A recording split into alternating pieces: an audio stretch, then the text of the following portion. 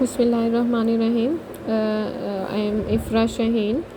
आज आपको मैं फ़र्स्ट ईयर केमिस्ट्री जो है, फ़र्स्ट ईयर ऑफ केमिस्ट्री, इसका मैं आपको फ़र्स्ट चैप्टर है इसका, जिसमें मैं आपको एक टॉपिक पढ़ाऊँगी जिसको हम कहते हैं यील्ड का मीनिंग क्या होता है? यील्ड का मीनिंग है पैदावार। ठीक है, यील्ड का मीनिंग है पैदावार।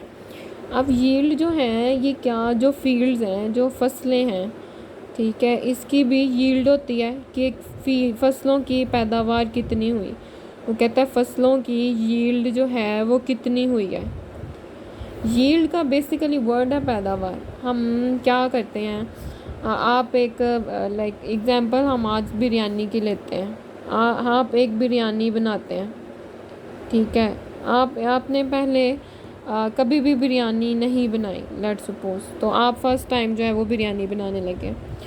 आपने क्या किया है, आपने 2 kg जो है वो चिकन लिया है इसके अंदर, प्लस आपने 2 kg जो है वो राइस लिए हैं, 2 kg राइस लिए हैं। ठीक है, आपने सोचा कि 4 kg जो है वो आपकी बिरयानी टोटल जो है बनेगी, टोटल बिरयानी की अमाउंट बनेगी 4 kg। 2 + 2 जो है वो 4 kg। मसाला वगैरह आप निकाल दें भी इसमें से। आपने क्या किया, आपने 4 kg जो है वो बिरयानी सोच लिया। ये वो बिरयानी है जो आपने सोच ली, ठीक है। लेकिन जब आप किचन में जाते हैं तो किचन में जब आप इन दो को 2 kg प्लस चिकन लेके आते हैं, 2 kg चिकन लेके आते हैं, उसमें से कुछ गंद उतरता है तो 1.9 kg रह जाता है। आपने राइस जो है वो बॉयल किए, बॉयल करते करते एक ज़रा भी नीचे अगर गिर गया ना, एक राइस भी, तो भी हम कहेंगे कि ये 2 kg से कम होगा। ठीक है, वो आप बिरयानी बना रहे हैं, हो सकता है कि आपने फ़र्स्ट टाइम बिरयानी बनाई है, जिसमें जब आप मसाला वगैरह बनाएंगे, चिकन वगैरह बनाएंगे, तो उसमें आधा चिकन आपका जल जाए, साइड रिएक्शन हो जाए, जल जाए आपका जो है चिकन। या फिर जब आप राइस जो हैं ये जब आप बॉयल करते हैं तो ये कुछ गिर जाएं ये कुछ आप इनएक्सपीरियंस हैं, आपको कोई तजर्बा भी नहीं है, बिरयानी बनाने का तजर्बा नहीं है। ठीक है, ये कुछ वजूहात हैं कि गिर जाएंगे, राइस गिर जाएंगे, या चिकन जल जाएगा, या फिर आपका एक्सपीरियंस नहीं है।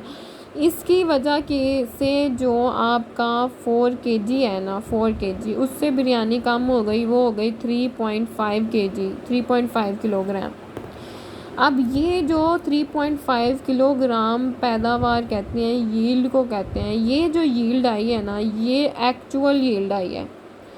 ये क्या यील्ड आई है? ये एक्चुअल यील्ड आई है। ठीक है, और ये भी एक यील्ड है जो इस कॉपी के ऊपर लिखी गई है, जो बोर्ड के ऊपर लिखी गई है, जो सोची गई है।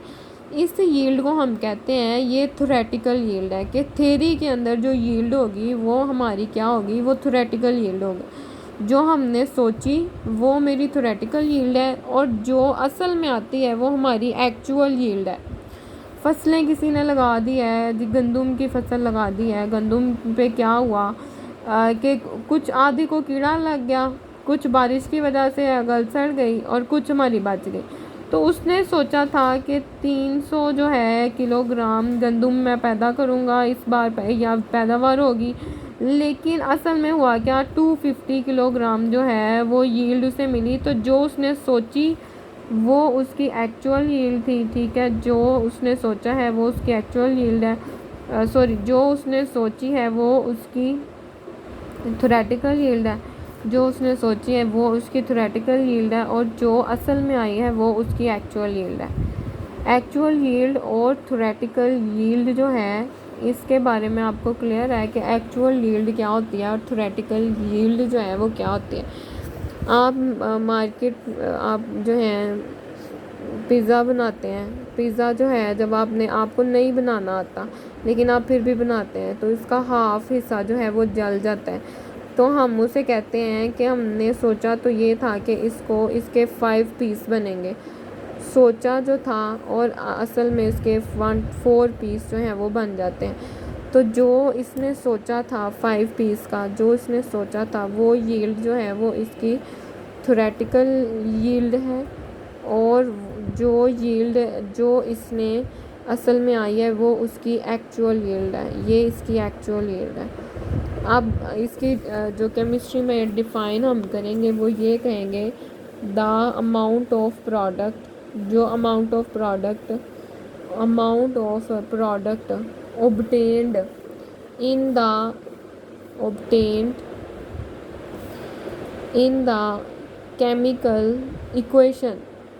केमिकल इक्वेशन से जो मिलती है उसे हम कहते हैं कि ये थ्योरेटिकल यील्ड है।